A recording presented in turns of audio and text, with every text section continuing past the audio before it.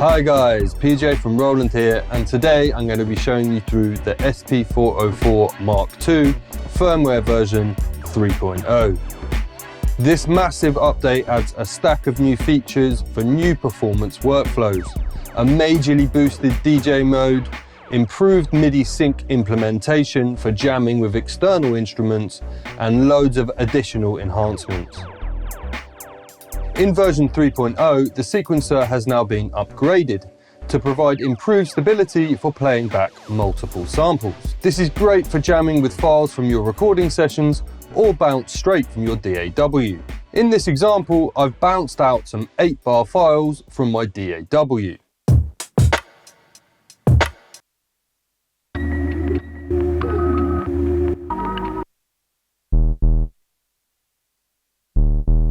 I've sequenced these files using TR-Rec to play on the first beat.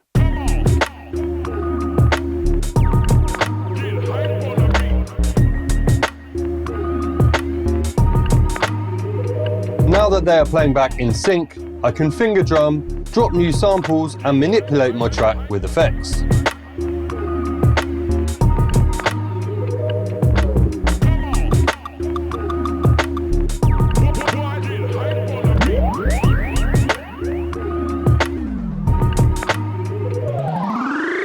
Now, with the upgraded version 3.0 MIDI clock output, I can confidently sync external instruments to my session for expanded performances. If you go to Utility and System, and then go to the MIDI menu, you can turn MIDI sync out to on.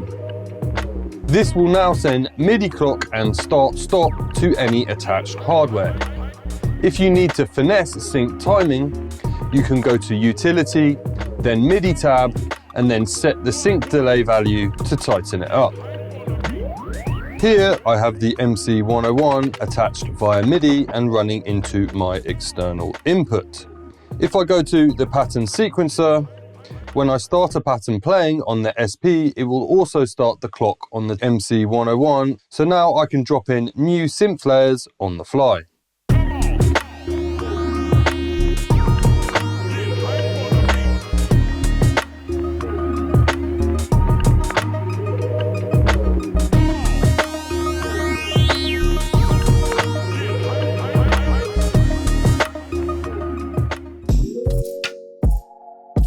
On top of adding external instruments, it is now possible to mute and automate playing pads in the pattern sequencer. This is great for using with my extended multi-track audio files to create dynamic changes and arrange my performance on the fly. To do this, enter the pattern sequencer and choose the pattern you want to edit. Then press Pattern Select to access your bank of samples. Once you're in here, press Shift, Reverse and Remain to enter pad mute mode. The pads will now turn white.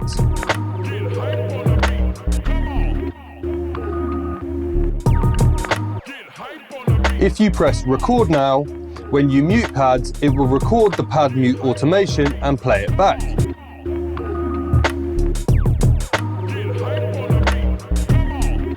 If you would like to delete some pad automation, just press Delete and hold a pad. If we press Shift and Reverse, we can turn the pad automation off, and if we press Shift and Remain and Reverse, we can turn it back on again. Another really cool feature is now, whilst in pattern record, you can also motion record your effects movement. This lets me add even more detail and movement to my patterns. To do this, press Pattern Select and choose your pattern. This works in both TR-Rec and real-time modes, but in this example, I'm going to press Record to enter real-time recording. I can now press the Mark button to start motion recording.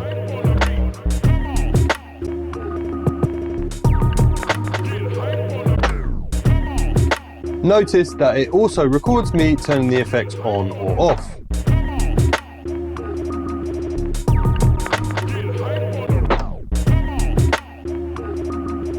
When you have recorded your movements, you can then press Start End to turn playback on or off, you can press Shift and Mark to delete your motion recording. You can now easily make a bunch of variations of a single master pattern. If I take the pattern I was just working with, I can quickly copy specific samples from this and paste them into a new pattern. So this will make it really easy for me to make a bunch of different variations of my main pattern, like just drums and bass, for example, or just sample and bass. Then I would be able to play them back to create a song structure, or even use pattern chain to lock in an arrangement and jam over the top of it. To do this, when copying a pattern, I'll press Remain when the pattern is selected. And then using the pads, I can choose which samples I want to include in the new pattern. So here I'm just going to choose my drums and my bass. And then I'm going to press Remain again and choose a pad to copy to. Now when I press Enter, you will hear I have a new pattern with just drums and bass.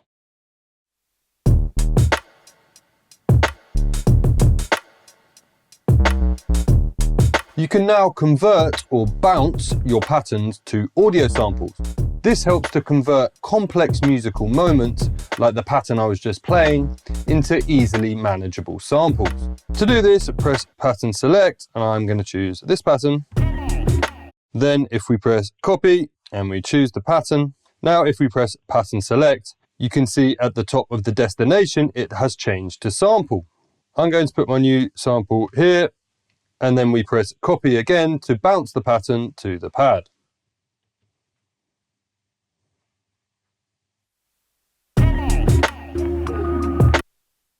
When you're in the copy screen and you've selected your pattern, you can use the Remain button to choose which samples you want to include when converting. This makes it easy to bounce out the separate parts as stem groups. So for example, if I choose just these pads, this will bounce just the sample and the bass together.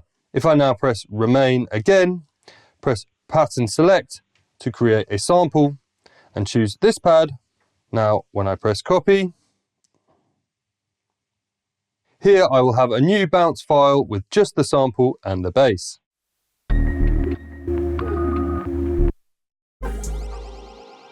One-shot playback is another new function that's been added that allows for other ways to jam with your longer audio files. This function means that samples will play in their entirety and not re-trigger if the pad is pressed again or triggered by the pattern sequencer.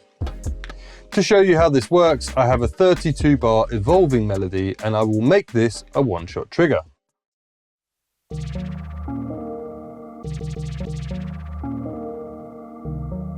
To make this sample a one-shot trigger, hold the value knob and press the gate button. When it is activated, you will see the gate button pulse. Now when I press the pad afterwards, it will not re-trigger.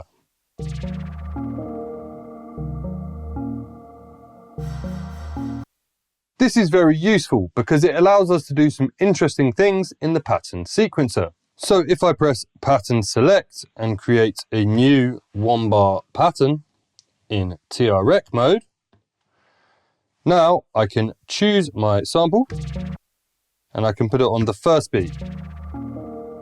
And now it will trigger and then not re-trigger until it reaches the end of the 32-bar sample, when it will re-trigger and start again.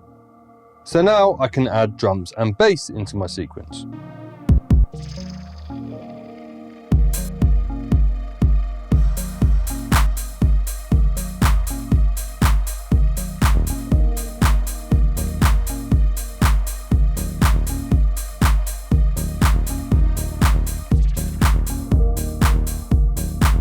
I can now even add things like acapellas. Or I can even add synth sequences.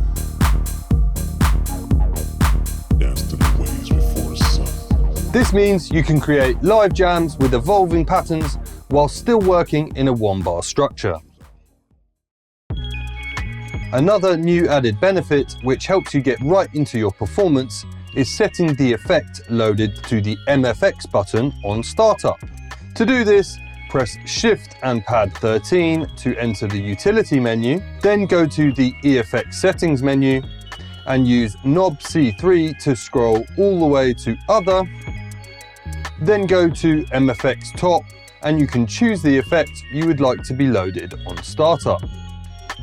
You can now also save your effects parameters, so when you start up the unit, the effects will be at the right value. For example, this is very useful to maintain reverb settings for your patterns. To do this, put your effects on the desired settings, then hold Shift and mark for 3 seconds. You will see a confirmation pop up on the screen.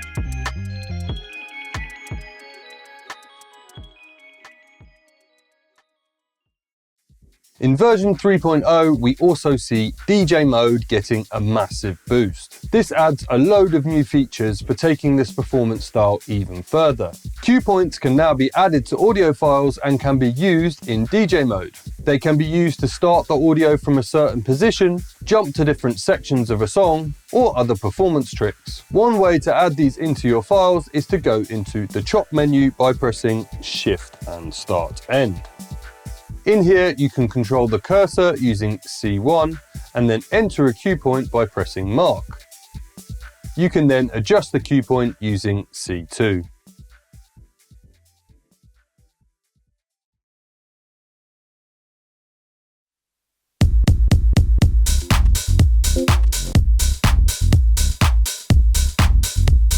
Alternatively, you can enter cue points directly in DJ mode. If you hold Shift, you can see the cue points for track 1 on the left-hand side and cue points for track 2 on the right-hand side. Here we have the start of the track and the cue point that I entered in chop mode.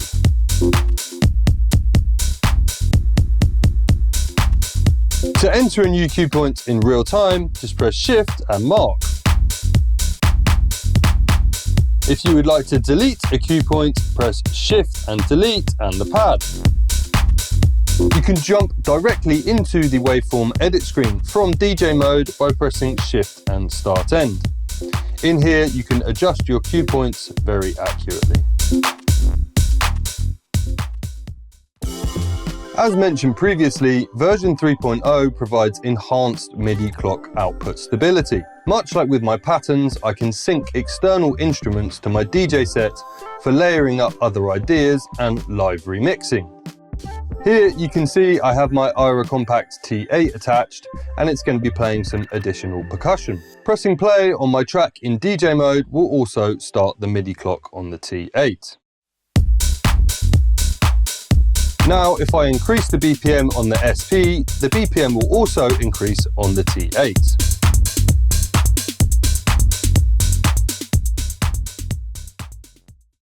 I now also have the option to set my external instrument to sync to the bend plus and minus controls. As you can hear, when I bend the pitch, the T8 stays in time with the song.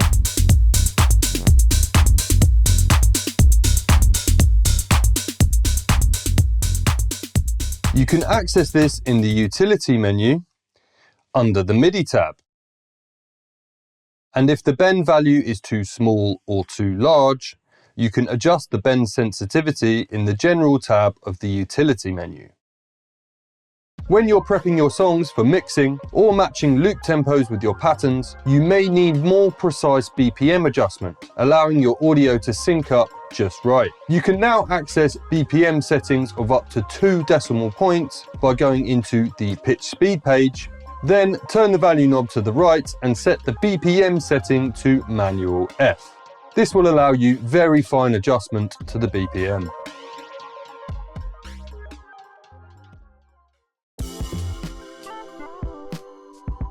In the new update, you are now able to quantize your patterns after recording. This helps correcting mistakes or tightening up the timing. To do this, press Pattern Select. Then we press Pattern Edit. We can then choose a pattern to edit. I have a pattern here with some hi-hats that were played in unquantized.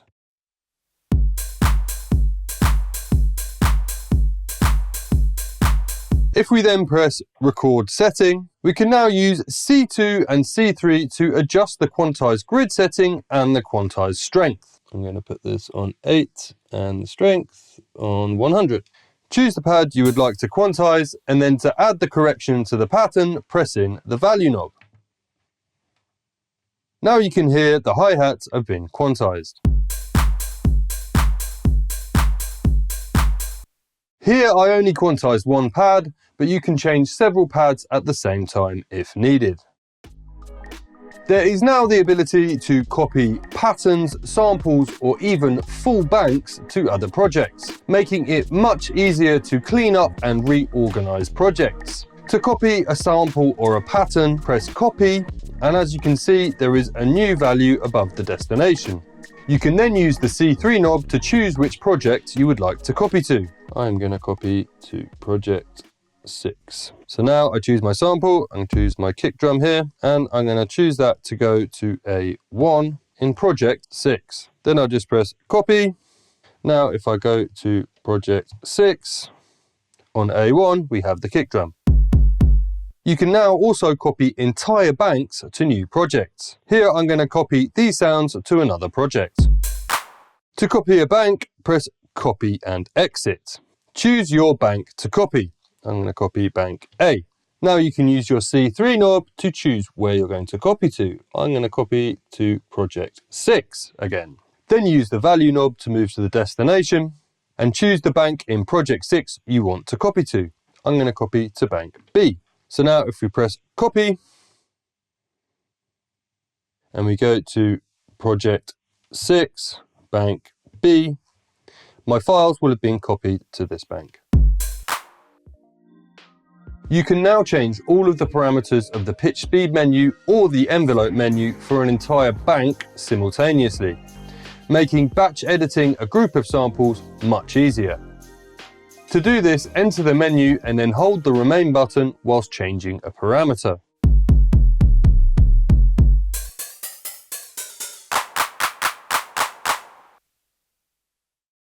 To change the MIDI mode layout settings, go into Utility, System, and then scroll down to MIDI.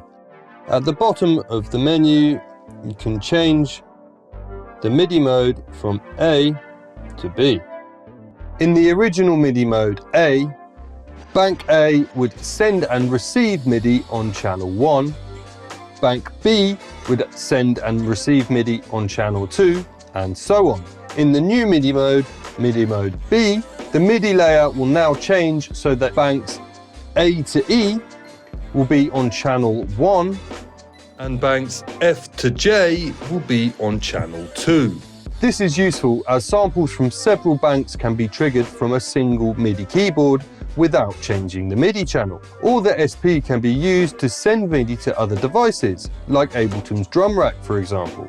In addition to MIDI note functionality, this new mode also receives program change messages using these MIDI channel assignments. This allows you to move through up to 80 patterns on one MIDI channel. Also, in this MIDI menu, you can choose whether the SP sends out notes via MIDI. This can be useful to not send unwanted MIDI note data when connected to external devices.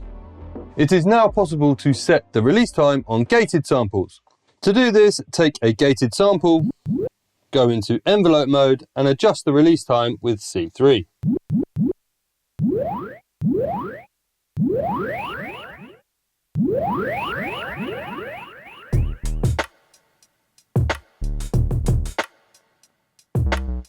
The SP-404 app has also been updated. This allows for much faster transfer of files from your computer to the SP.